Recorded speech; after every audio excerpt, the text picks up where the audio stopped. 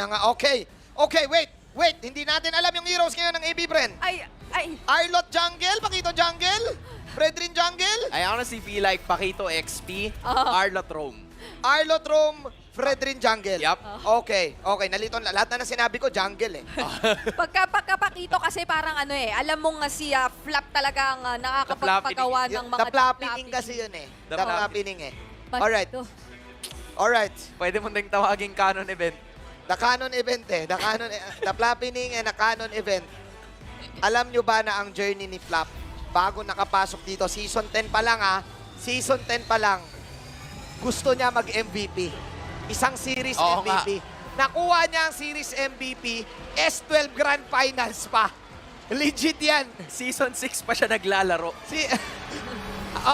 Oh. Ang dami niya ng pinagdaan ng tournament. Ang dami niya lang pinagdaan ng tournament. Kausap ko si Jab, sinabi ni Jab sa akin, sabi niya, Jin, paano nadidetermine yung MVP? Abamalay ko dyan. Kasi si Flap, gustong-gusto na mag-MVP eh. Ngayon, tingnan natin, dahil gamit ni Canon Event, ang Pakito up against Agent Zero on the XP lane. This time, gagamit si Sensui ng semi-assassin na Martis up against Kyle TZ. Yep. Na favorite din niya na Fredrin. Yes, pwede nga mas magmatapang ng kaunti ngayon ang Blacklist International na mukhang sinisimulan na nga nila dahil si Rene J agad ngayon ang nagpaparamdam. Pero hindi rin naman nagpapahuli si Master Ogwen eh. Kailangan kung si Rene J gagawin yung ginawa niya kanina, makikipagsabayan din daw siya. Hahanapin din niya yung jungler na si Sensui. Content din ng Delin, ginagawa dito both of the teams with, you know, master assassins for both. And look at this, look at this. 4 na quantum charge. Yun na nga eh. Ang Blacklist International, gusto nila mabilisan at may onting sustain sa mga lane. Katsaw galawan. Katsaw gaming. Katsaw gaming. As in, aabot sa punto na hindi mo na talaga maiintindihan ng sagad kung bakit ganun yung complication. Pero I get it. Rene J is a very fast hero. Super Marco, very fast hero. Flap TZ, the same thing. So kung hindi natin sila madadaig sa rotation, kailangan sa team fight, makaikot tayo, makahanap na lang tayo ng paraan para makagalaw. Mamicrohan, Yes, no? Mamicrohan. Si Rene J din napakarami napakita na clutch guiding wind na kinukombo pa sa ibang skills dito ng Blacklist International previously. Magandang magiging advantage yon kung gusto mo talaga na hindi basta makatuloy-tuloy ang AP Bren sa mga team fights na gusto nila. Though positioning kasi is very crucial for Blacklist International. Makalikot naman yung mga heroes nila in itself, pero yung threat kasi na pwede agad may manggulat na flapping ulit. O di kaya naman, si Ogwen na may flicker kasi using the Arlot, kinakailangan mo yun isa-isip talaga. Speaking of Arlot, Ogwen, prenesenta niya ang kanyang sarili. Wala pa naman siyang level 3, so it's not gonna be a threat as much. Kyle TZ, nandito nakapalibot. Sensui, already using that Mortal Coil. Lamang siya ng isang level dito kay Kyle TZ. Okay. You want to go for the extra advantage taunt galing kay Kyle, pero mukhang it is gonna be a pressure na mararamdaman ng side ng AB Bren. Nag-miss yung mga sapak ni Flap. Sino makakuha ngayon na turtle? Yup, Ogwen, pinapaligiran naman ngayon. It is gonna be Kyle TZ this time. Appraiser's Wrath and Retribution combo sabay retreat. Parehas na kupunan, but AP Bren gets a turtle. Naalala lang ni Kyle TZ nung panahong ito, yung Fredrin na ginagamit niya nung ISF. Oh, supposedly mapapaganda na dun yung pasok ni Edward na medyo nahuli. Hindi typical na mahuli yung XP at magiging maganda yon. Pero kasi nakakakuha ng kalamangan doon na Blacklist International in terms of numbers and as well as yung HP na hawak-hawak ng mga members nila na sumasayo around that turtle. Pero ang ganda kasi nung ginawa ng AP Bren na talagang hindi din nila pinalagan. Nag-out lang sila. Tamang intay lang ng tamang opportunity kasi tiwala pa rin sila doon na mariretry netong si Kyle TZ. Oh. Grabe, nagkatayuan. And look at that, look at that. Ginagangster ni Ogwen si Rene J ngayon. Nagkakatayuan. Parehas na nagtitiktok yan, ha? Oo. Si Rene J dati matiktok. Ngayon si Ogwen yung matiktok sa kanyang team. Shoutout din kay Pandora. Pero mukhang nagkakalabanan at nagkakatinginan ng mga TikTokeries ng dalawang team. Yup, speaking of which, this might be a TikTok highlight na hinihintay nila. Yue already gonna be using that flicker para makatakas sa pagkakataon na yon. Wala siyang flicker for like the next 2 minutes, so mawawalan siya ng extra resource sa susunod na turtle na lalabas. Oh, no. Meanwhile, dito na naman, Sensui already using that Mortal Coil para makatakas ng content. Hindi tama. Yung final slash of that is gonna be safe. Pero si Kyle TZ, inabangan na itong si Ohe, but he's still gonna be able to escape. No casualties from both teams. Alright, so nagsubok ang AP Bren. They want something. Naghahanap sila, nagugutom sila dito sa aksyon. Pero in a while ay bibigyan din yan. Dahil nga yung Blacklist International, may scaling to eh. Tama ba, Brigida? Oo, May scaling eh. Ito yung ganitong hinihintay lang din ng Blacklist International similar to game number 1 na si Oheb ay makakuha ng mga items niya. Nakikipagsabayan kay Super Marco. Kaso si Oheb na naman na namataan dito. Final slash lahat ay ginamit na, but he's still gonna be staying alive, but not for long. As Circling Eagle ay gagamitin naman dito ni Renegade, but to no avail dahil si Caltisi and Few medyo makunat itong dalawang ito. Super Marco still getting a little bit in terms of those energy shields at wala si Oheb before the turtle starts. Tingnan natin ha, aabot ba si Oheb dito? This time, maglalaban si Edward at si Kyle TZ. O wala, si Sensui ay nandito na rin sa vicinity. Turtle Dance. Finally here, 4v3 situation. Ogwen na naman, mamataan. Earthshatter not gonna be able to hit anyone, pero doon naman yung final slash. Luminilaban lang kay Edward at nag-flight. Babalik. This time, buba siya. Primal Wrath, gagamitin Caltisi. Still gonna be able to take that. Pero sabi ng Blacklist International, sige, rekta na lang tayo ng kill. We're gonna bring down Ogwen. We're gonna bring down the Masters. Blacklist International kahit paano may pagbawi naman, but AP Brand 2 out of 2. Ilalaban na lang, no? Ilalaban na lang. Ang dami na rin nating nakita from Blacklist International na kahit natatalo sila sa objective, may natitrade silang hero kill. Minsan pa nga, enders ng game. How big is that kill? Sobrang laki.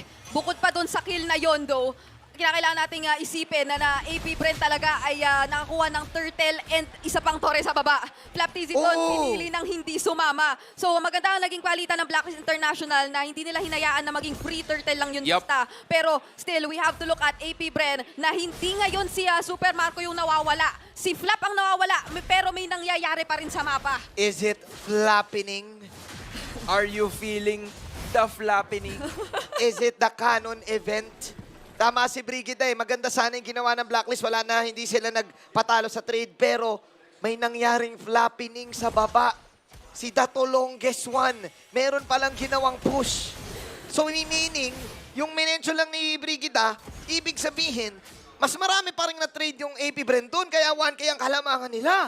This is proving to be a little difficult para sa koponan ng Blacklist International. Although, hindi naman ito yung game na medyo nahihirapan sila upon getting some kills kasi it's also the same thing. Kaso Kyle TZ is gonna be the one to get that purple objective away from Sensui. Gagamit na naman ang precision shot kaso medyo naiwas sa tulong ni Ogwe. Circling Eagle gagamitin na rin. NetherRealm is gonna be there as well. Pero save coming in from Yue para maligtas ang kanyang kakampi. Edward out to the backside at Blazing Duet na gagamitin na rin. Few is gonna be here as well. Super Marco joining the party. At sa dinami-dami ng skills na binitawan, wala man lang nagkamatayan. Recalls happening from Blacklist International. AB Brand, will they continue? Sabi nila, sige, walang mamamatay, pero Torre ang gugustuhin nila. Teka lang, Primal Wrath, inapitawan na nitong si Edward. He wants to go for Ogwen. Kaso sabay pa nalikuran!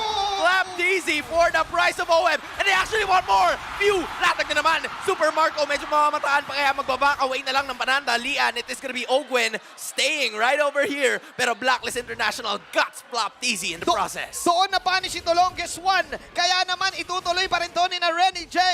Sa bandang turtle, naka-set up na Blacklist International. Potentially, ito na yung unang turtle objective talaga na mapapasa kamay ng Blacklist if ituloy-tuloy at i-burst down na nga nila ito. Pero still, may presence pa rin ni Kyle TZ. Teka lang, namataan na ni Kyle TZ itong mga members ng Blacklist International try and get this turtle. Ogwen na naman ang gagamit ng final slash target talaga nila. Wala iba kundi si Edward and they're gonna be punishing that Edith. Also on the Bracer's Wrath na makukuha na naman ni Kyle TZ. Circling Eagle gagamitin para makatakas ito sa J. Pero Sensui, pagkahila, hatak pabalik. Safe! Airplane mode, Renny J and OEB with the push. Tabla ang laban even though may nakuha ang AP Brenna objective. Naging moment na sana yun for Blacklist International. Pero talagang ang AP Friend, hindi nila hinayaan na walang magpaparamdam ng presence at ng threat na pwede pa rin nilang nakawin at kuhain. That's the third consecutive turtle objective na napasa kamay na ng AP Bren. So meron na tayo nakikitang hindi lang basta 1K, 2K gold lead na. At unti-unti nang nabubuo yung mga core items dito. Netong gold laner nila, which is si Super Marco. And just the same, napakaraming gold na hawak-hawak ni Flap TZ dito, resulting in not just a Hunter Strike, nakakuha agad siya ng Sea Halberd. So okay lang na okay talaga sa kanya na siya na ang manlilikod. At isa yun sa mga kailangan isipin ng Blacklist International kasi na-punish man nila kanina itong si Flap TZ. Malaking kawalan sobra na si Oheb yung na-pick off niya. Oo nga eh. So, ibig mong sabihin si Flap, ang kanyang target lang ay si Kiel1. Si Kiel1 lang. Ikaw si Kiel1, pero ako si The Longest One. The battle of the one. The battle of the one. Yun lang. Yun lang ang target ko. Tama si Bridge. Kahit na nga may na-punish, ang dami pa rin nabawi ng Bren. Let's see. Dahil team fight na naman ata. Sensui na naman ang may hila dito. This time's gonna be Renegade na gagamit ng Circling Eagle. Both agents are gonna be safe and Sensui and Renegade escaping out of that. Pero hindi natin makikakaila na AP Bren, they're making the right moves possible. 2.4K pero yung pressure ay ramdam nila paunti-unti. May nangyari kanina daw na specific. May nangyari kanina na specific na ginawa ng AP Bren na nagsabay yung final sweep at saka Appraiser's Rat. Parehas pang spada yun at parehas magkaiba ang direksyon. Nung nangyari yun, doon binaliktad ng Blacklist International. Yup. Speaking of which, Circling Eagle, nagkakabaliktad na naman dito pero babalik lang naman. Just like old times Okay, mistake, yeah. AP Bren naghihintay lang ng major objective na lumabas. Lord Camera right before your screens and right before Blacklist's eyes. They wanna go for this pero ang mamatahan is gonna be none other than Edward na naman. Gusto niyang pumalag ng paunti-unti pero Netherrealm magkakapagligtas para sa kanya. Nagka-Netherrealm na itong dalawang teams na to. Kaso makakalipad, walang iba kundi si Super Marco. Renegade lumipad na rin, but it is 3-man down onto the side and Super Marco gets one more. Double kill para sa marksman ng AP Bren. Hindi lang iba't ibang bansa ang nilipad ng Super Marco, maging yung apat sa side ng Blacklist International ay pinatumba niya. Hindi yata ideal na pwestuhan yon para pumili ng clash kung ikaw yung Blacklist International dahil kaya-kaya kayong wasiwasin nung final slash netong si Ogwen. And kahit nasabihin natin si Edward ang pwede kasi talagang mauna, promonta, dahil meron pa naman siyang Primal Wrath. So kung sa kanya man i-commit yung Crossbow of Tang ay pwede niyang i-cast yun to potentially still survive it and sustain it. Hindi na pinapaabot ng AP Bren sa punto na makakast niya pa yung Primal Wrath eh. Sobrang hino-hold down siya, sinisecure na nila lockdown siya at biniburst down pagka nakita talaga itong si Edward ng Blacklist International. Pinapanish nila sa Agent Zero. Pinapanish nila. Hindi nila gustong makakuha ng magandang play si Agent Zero sa laban na to. Yes, makunat siya, pero may mga poke pa rin eh. Plus, you have armor penetrations and a halberd Yeah. para dito sa side ng AP Bren para hindi rin ma-regen ng Blacklist International yung gusto nilang mangyari. Yan ang hirap ng buhay ni Edward dito even though he already has 3 kills. Yun ay mga consolation prizes. Kaya naman ngayon si Oheb nandun sa may likuran, sinusubukan niyang puwersahin na hindi mabutas. Itong inhibitor turret na to, wala pa namang bangga yung first lord of the matchup so they're still gonna be able to have some time. Although final stash gagamitin naman, walang iba kundi kay Sensui at mapapagamit din ng ibang mga members. Although, Super Marco, nakalahati ng konti. Back and away, AP Bren. Susubok si Renny J. Alright, nandito si Blap, full stacks. Kakalma muna ngayon ang bees. Ang agents ngayon ay magsistay muna sa kanilang base. This is another defense para sa Blacklist. Nope. Kailangan nila ipalag to. Scout easy. Renegade sa may Wala to. patalikuran. Medyo naipit ng konti. And Renegade is gonna die of the burn. Causing burn to the rest of the members of Blacklist International. At gusto pa nilang kumuha ng isang inhibitor but no minions just yet. Chillax ang AP Bren. That was a crucial pick-off, I think. Yeah, naka-glowing wand na agad dito si Kapitan at kilala natin si Kapitan na madalas siya ang merong highest damage dealt palagi sa isang laban pero hindi mo namamalayan eh. Kanina yung pinaka-recent update, etong si Valentina pero ngayon, Hindi man lang nakalipad, hindi man lang nakababa sa Pilax itong si Edward and Yue. And it's time for you to be targeted pero makakatakas pa siya. Causing the Terrify na mag-back away ang iba sa mga members ng AP Bren. So let's just go for another inhibitor. Yan na ang bilin ng Bees. If we don't go for plan A, let's go for plan B. 2 pickups plus 2 towers plus isang swag walis, swag wipe. Kapag naririnig nyo ang AP Bren at nagko-call si Bren, ang kanilang master tactician sa backline, lagi niyang sinasabi kapag meron silang Arlot, minsan siya pa yung nagko-call, wipe, wipe.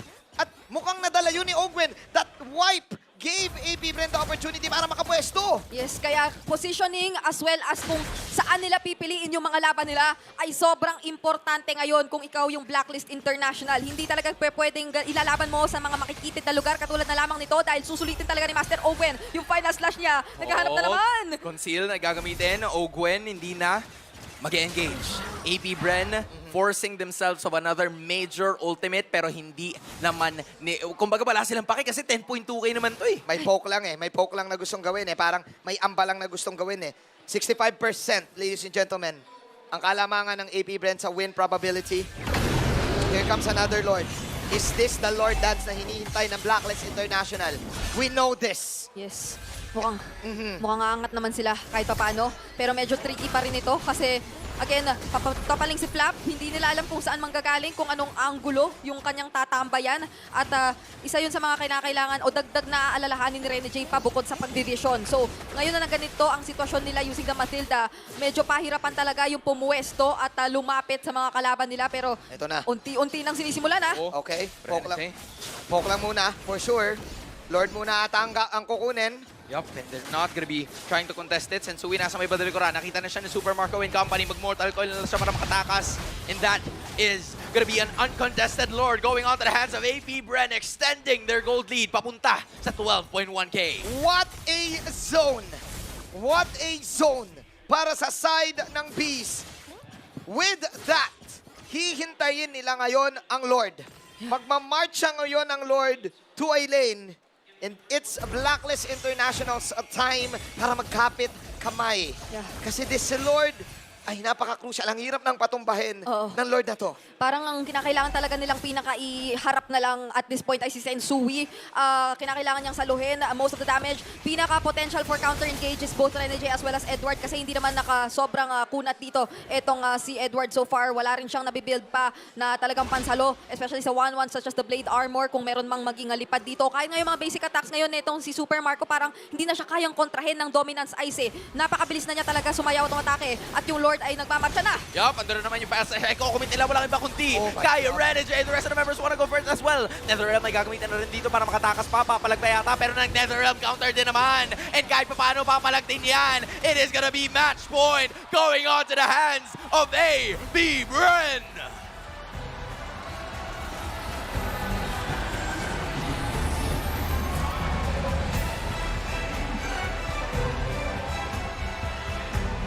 AP Bren with another stellar performance. Putting down the momentum na meron sana. Pag nakikita ko ang mga ngiti nila, yan ang best part ng araw ko. Pero ngayon, may nawawalang ngiti na naman.